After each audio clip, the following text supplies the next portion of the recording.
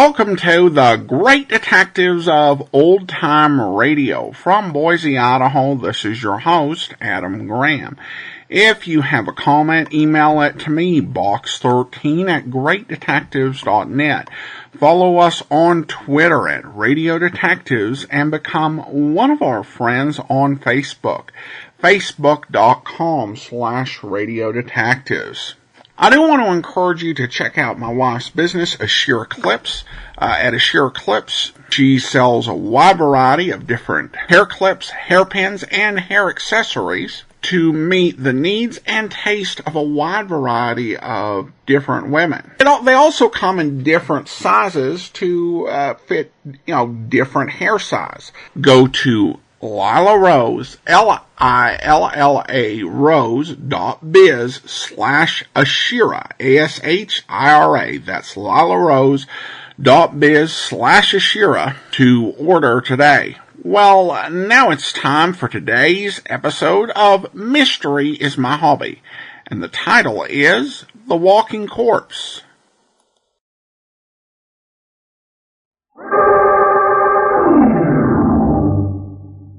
Mystery is my hobby.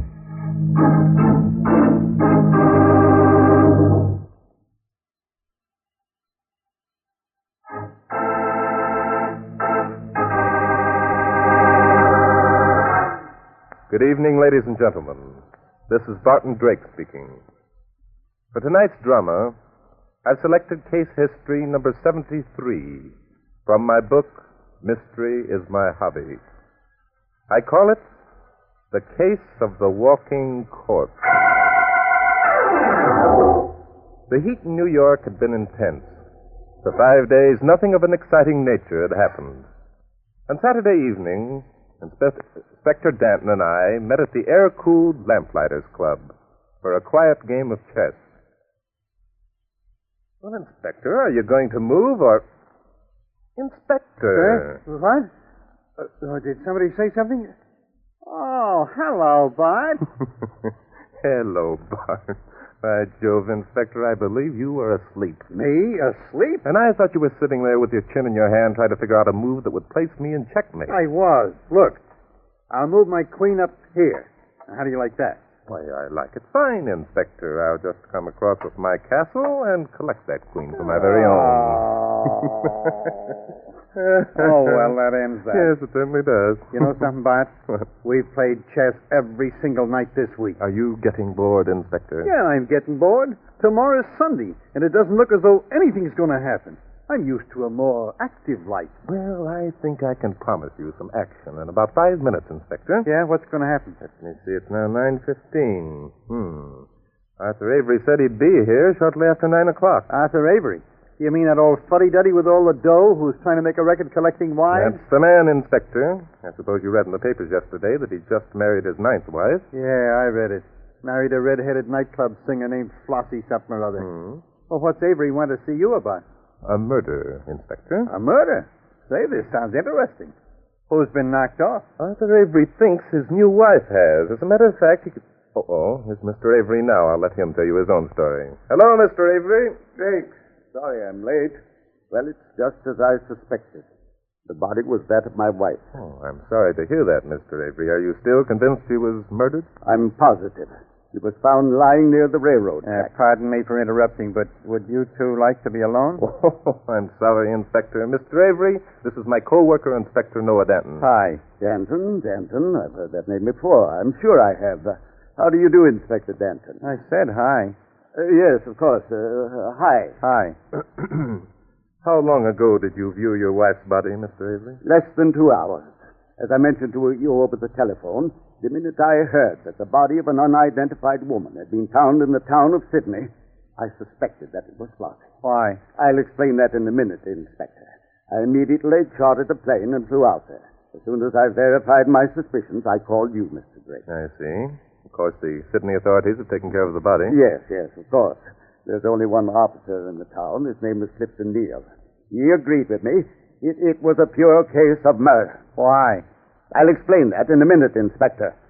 Mr. Drake, money is no object in this matter. I want the murderer of my wife brought to justice. Well, naturally you do, Mr. Avery. A moment ago, you mentioned a man named Jeff Morgan. Do you think he murdered your wife? Yes. Why? I'll explain that right now, Inspector. As you may know, Flossie was my 9th wife. Who doesn't know it? Directly after the ceremony, we went to my country place up in Meredith. I'd given the servants a holiday, and the day after our arrival, I drove over to the village for supplies. Returning, I found a strange automobile parked near the boathouse. Somewhat perturbed, I hurried towards the cottage and heard the sound of voices. I stopped to listen. Oh, Jeff, stop it, I say. You mustn't kiss me. You mustn't. No. Times have changed, haven't they, baby? There was a time when you kind of liked my kisses. Let me alone, Jeff. Don't you realize I'm married? Married? Sweetheart, how long are you going to stick with old Bluebeard before you throw him over and start suing for alimony? I resent that, Jeff. Now, look. I got a proposition. I'm not interested in any propositions you have, Jeff Morgan. Now get out of this house. Arthur will be back in a minute. All right, so Arthur will be back in a minute. So how would it be if I had a talk with Arthur and told him about Henry? Henry? Yeah, Henry Roberts.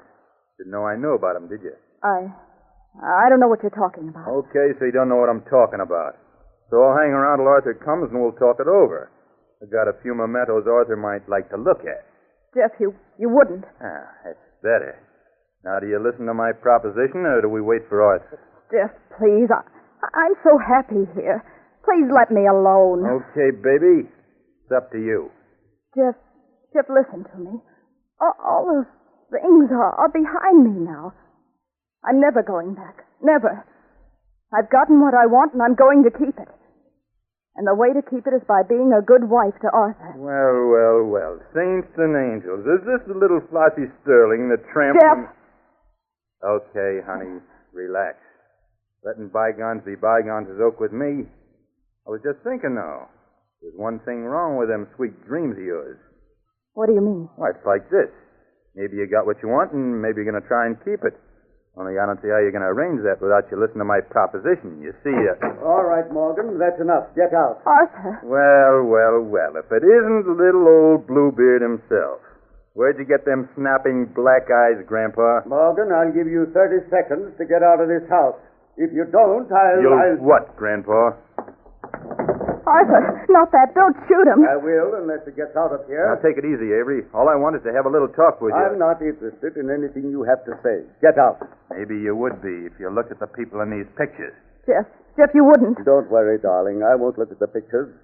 I'm no more interested in them than I am in this man's blackmailing stories. Then you heard? Every word. Morgan, I've met men of your stripe before. What you can't understand is that there are some people in this world whose faith and love and belief in each other are all they need to achieve happiness.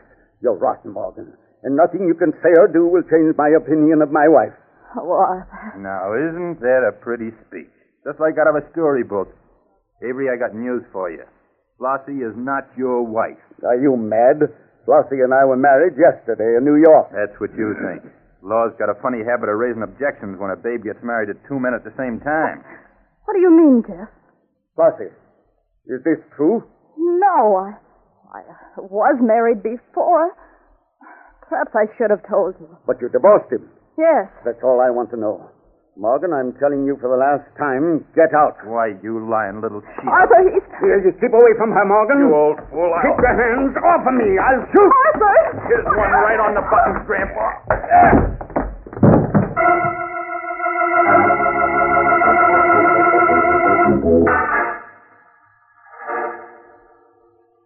Jeff Morgan is a bigger and younger man than I am, gentlemen. He knocked me unconscious. When I came to, I was lying on the living room floor. And Jeff Morgan and your wife were gone. Yes. Well, look, if she ran off with him... Don't be absurd, Inspector. Flossie didn't run off with him. He forced her to go. He probably knocked her unconscious, too. I get it. They got as far as Sydney, and Mrs. Avery returned to consciousness. She tried to get away and probably jumped from the car. That's exactly what I think happened, Inspector. Morgan, realizing that I knew she was with him in his car, carried her body to the railroad tracks, so it would appear as though she'd been struck by a train. That makes sense. What do you think, Bart? It doesn't make sense to me. Huh? If Mrs. Avery had gone with Morgan on her own accord... Yes.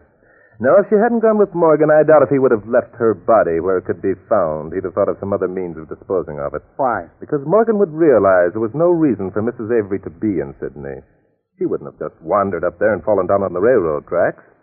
And since Morgan knew that Avery was aware his wife had gone out with him... Drake, if you're implying that Flossie voluntarily went with Morgan, I'm not, Mr. Avery. I'm merely thinking out loud. There's something here we've all missed. Missed? But I was there all the time. You were there, Mr. Avery, but you weren't conscious when you and your wife and Morgan disappeared.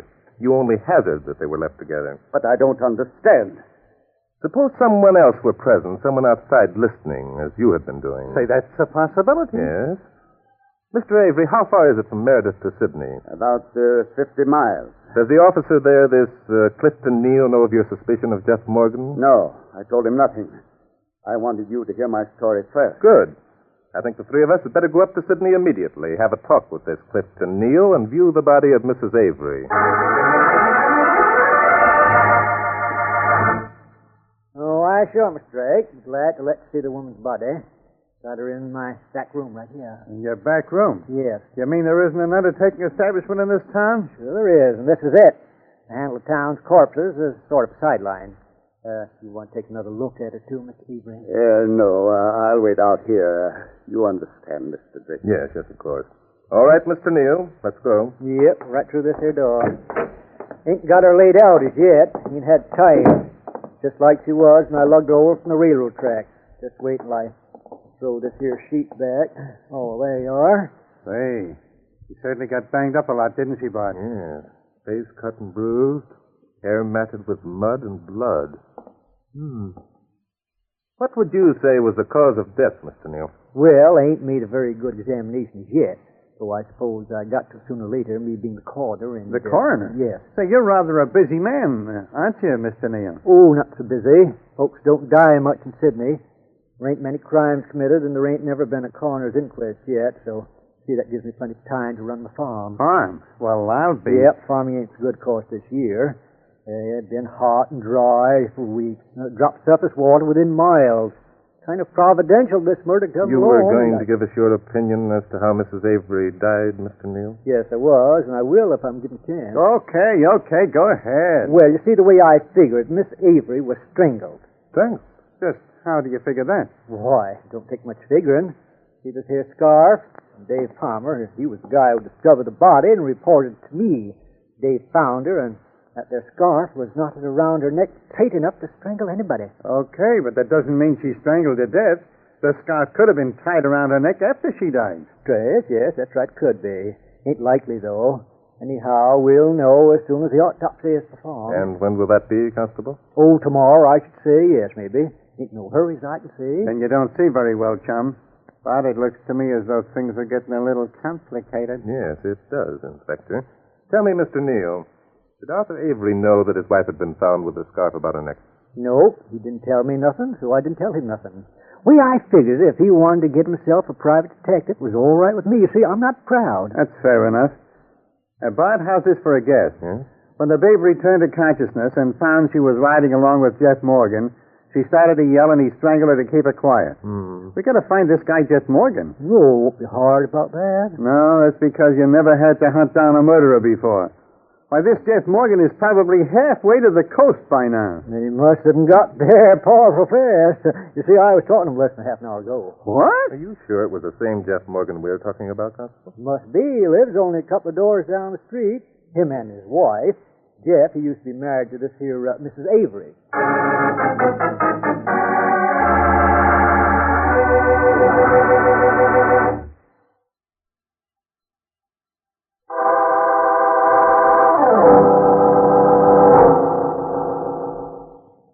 I'm positive that scarf didn't belong to Flossie, Mr. Drake. I'd recognize it in a minute if it did. I don't know about that, Mr. Avery. You were on your honeymoon, you know. Didn't your wife bring a trousseau with her? Everything my wife had, Inspector, I bought for her. I have to pick out the things myself. Now, I prefer that you drop this rather intimate subject. Okay, we'll drop it.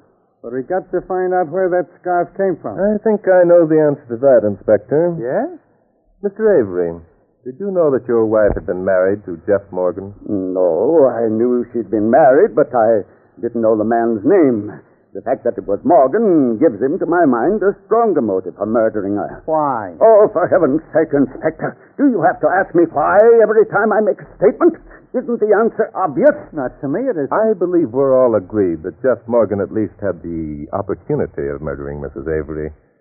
Inspector, I think our next move is to drop in on Jeff Morgan and his wife and have a talk with them.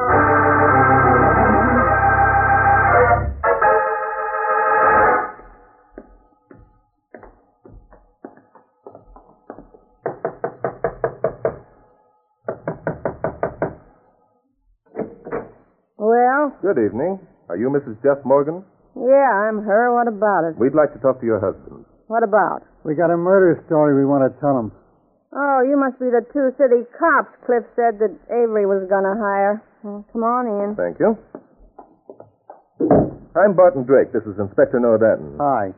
Okay, you're Drake and Denton. What do you want to know? Well, it was your husband that we He wanted ain't here.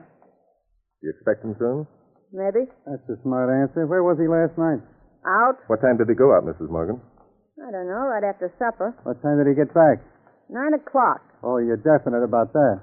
How do you know it was exactly 9 o'clock? Because the mail plane to Chicago goes over then. I always check it with the clock. Oh. Was it that clock on the wall with which you checked, Mrs. Morgan? Yeah, why? Because it's an hour slow. It's an hour... Oh, smart guy, huh? Smart enough to figure you're trying to establish an alibi for your husband. Yeah?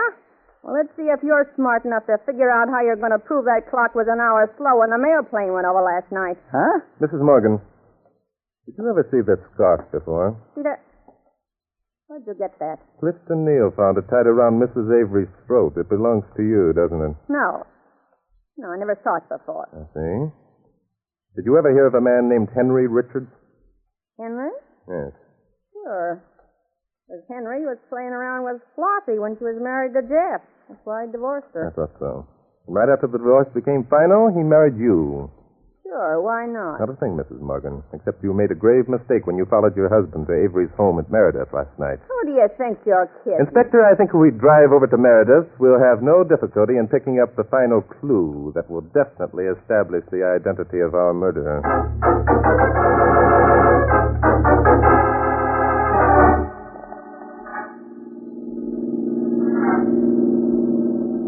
Turn here, Inspector. Okay. What time is it? Time, it's 4:30. It'll be dawn in another 15 minutes. That's good. I don't like to sleep in the daytime anyway. So maybe I'll be able to stay awake. Say, Bart, Yes, Inspector. I've been wondering how Mrs. Morgan knew that Avery was going to hire a couple of city cops. He told us he hadn't mentioned that to anyone. No, he told us that he hadn't mentioned any names. But Clifton Neal knew Avery was going to get outside help. I imagine Neal mentioned it to Morgan. Uh-huh. Do you think that scarf belongs to Mrs. Morgan? I know it does, Inspector. Do you think she was in Meredith last night? I'm quite sure she was. Okay. Then you think she tied the scarf around Flossie Avery's neck? Are you trying to trap me into admitting something, Inspector? Oh, wait, turn here. Avery's name was on that mailbox. Okay. No, I'm not trying to trap you into anything. I'd just like to know who murdered Flossie, that's all, and I think you know. Knowing and proving, Inspector. Yeah. Knowing and proving are two different things. I wonder how many times I heard you say that. Say, Avery's got quite a place here, hasn't he? Yes, very elaborate. Stop here, Inspector. Yeah. Say, Well, by golly, I just thought. How are we going to get in? We haven't any keys. we don't want to get in. What we're looking for is on the outside. Come along, I'll show you. Show me what? Look, that hot sequence that Avery told us about took place inside the house. True, but if my reasoning is correct, the murder took place outside the house. Sure it did. It took place in Sydney. Now look, Bart. Hey, where are we going? Right here to the shore of the lake. It's light enough to see what we're looking for, don't you think, Inspector? It depends on what we're looking for, Mr. Drake. We're looking for footprints, Mr. Dalton. Footprints? What? Are you sure you haven't got this case mixed up with the one we were on 3 weeks ago? Yes, quite sure, Inspector. By Jove. By Jove, what? Look there, Inspector. Those are footprints on the soft ground, aren't they? A woman's footprint. Sure they are. Why shouldn't they be? Maybe Flossie went swimming. Every once in a while you run across a babe who's willing to get her bathing suit wet. Do they go swimming in high-heeled shoes? No, Inspector. And look there. Those are footprints of a man's shoes. And over here, the two sets of footprints intermingle. indicating a struggle. Or a necking party. But there's one thing about you. You've never been married. That's true. Now, most honeymooners are prone to walk on in... what are you looking at? Mr. and Mrs. Jeff Morgan, Inspector. They just drove up and parked behind our car. Well, I'll be... By golly, here they come.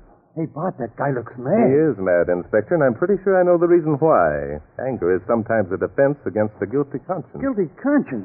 Then it was Morgan who... Quiet, Inspector. So you're Barton Drake, are you? That's right. My wife told me how you came busting into our house. Well, listen, you're not going to get away with it, see? Get away with what, Morgan? With pinning this murder rap on me. Only wish I'd been home when you called. I'd have told you a few things. Why don't you tell us now, chum? Nobody's stopping you. Go ahead and tell him, Jeff. Go on. All right, I will. It wasn't me who murdered Flossie, and I can prove it. Well, please do. Okay, wise guy. You think I can't, huh? Well, listen to this. I was out of the house only 2 hours Saturday night. I got friends who'll testify where I was the exact minute Flossie was murdered. The exact minute, Well, I didn't know anyone was aware of the exact minute Flossie was murdered. What? Well, you're crazy. Cliff Neal knew, and he told me. Funny thing he didn't mention it to us. Bob, I'd hate to be in your friend's shoes if they testify you were out of the house only 2 hours Saturday night. Don't testify. Don't worry. You'd be making a mistake if you tried to prove you weren't here Saturday night, Morgan. The fact that your wife's scarf was tied around Flossie's neck satisfied me that you were. You can't prove that scarf is mine. There's a cleaner's mark on it that says I can. Cleaners? Yeah, you know when you sent the thing to be cleaned, they stamped their mark on it. Oh, you're crazy. I never sent that scarf. You see? It's simple, isn't it, to prove a person is lying? And it's equally simple to prove a murderer guilty. Drake, listen. Lay off, will you? We didn't have anything to do with Flossie being murdered. Why don't you let us alone? I gather from your tone, Morgan, that you're afraid we can prove you guilty. That indicates to me that you were here 2 nights ago. You're afraid to admit it because of your purpose in being here. Yeah, that's it. Only you can't pin a murder rap on us. We didn't have anything to do with it. On the contrary, you had a lot to do with it. You were the direct cause. I wasn't. I didn't have a thing to do with... Let me explain, Morgan. You and your wife read in the newspapers about Flossie's marriage to Arthur Avery. Avery, being a wealthy man and rather prominent because of his marital adventures, you decided to attempt a little blackmail. Your wife agreed. I didn't. It's all I did was drive Jeff down here. Shut up, Bessie. Well, now we know they were here. Bessie stayed in the car while you, Morgan, went inside. The sight of Flossie awoke in you fond memories.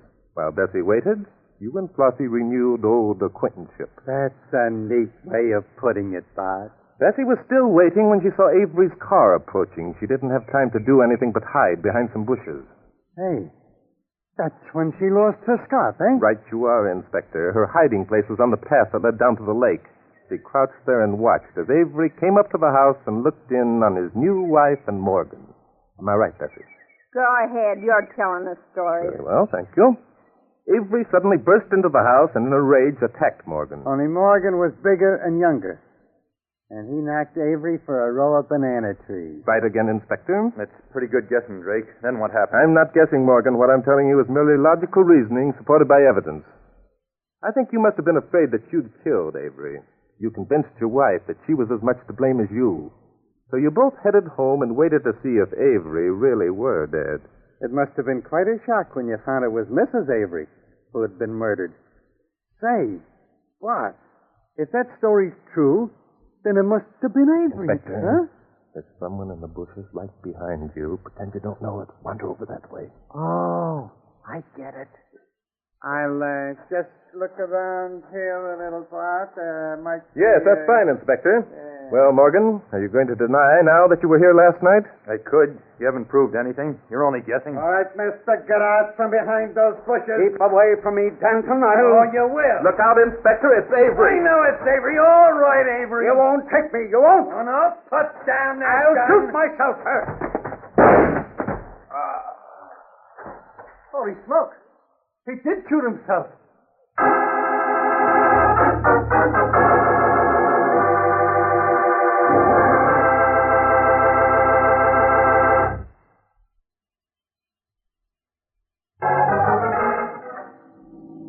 You can go to sleep if you want to, Inspector.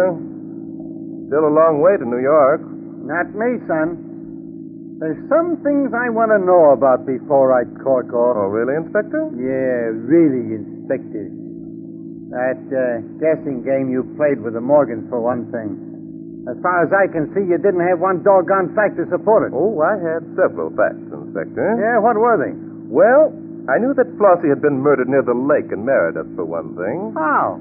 Because when we examined Flossie's body in Clifton Neal's undertaking parlors, we saw that her hair was matted with blood and mud, remember? Yeah, but... A few minutes later, Neal told us that there'd been a long, hot, dry spell in Sydney, not a drop of surface water within miles. Oh, I see what you mean. No water, no mud, eh? Exactly, Inspector. Yeah. Okay. How did that prove that Avery was the boy we wanted? Oh, it added up, Inspector. There were only 3 people involved, the Morgans and Avery. You see, Avery wanted full revenge by having us prove that Morgan was guilty of the crime he, Avery, had committed. He knew that we'd likely discover that Morgan had been at Meredith, but why couldn't either of the Morgans have murdered Mrs. Avery at the lake and then carried her body to Sydney? Well, but why, Inspector? Why what? Why would either of the Morgans have murdered her? You see, Avery was the only one with a motive. The Morgans wanted to keep her alive in order to exact their blackmail. Say, that's right, isn't it? Yep. Well, I guess I can go to sleep now. To sleep, Inspector, but the case isn't closed yet. Huh? What do you mean it's not closed? It never is, Inspector, until I say mystery is my hobby.